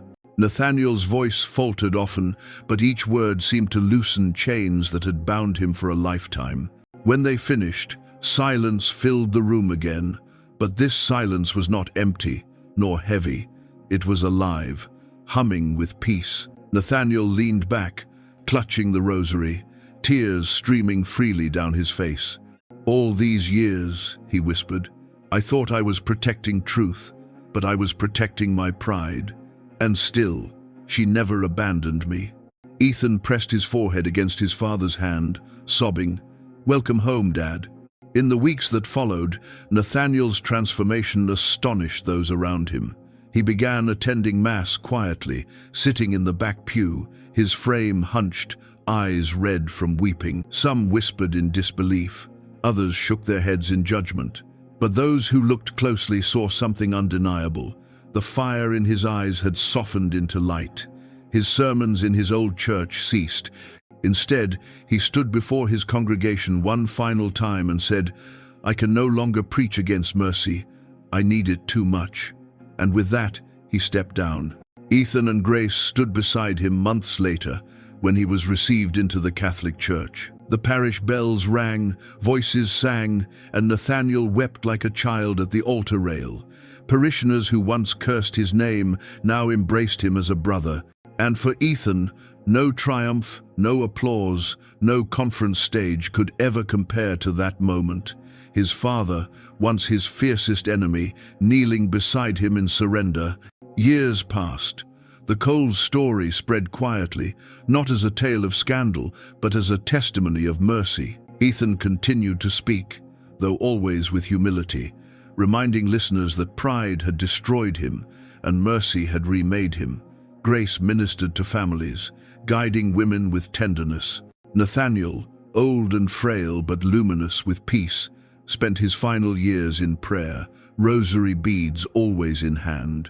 On his last day, surrounded by Ethan and Grace, he whispered, "She never abandoned me, neither did you." He smiled faintly, eyes closing.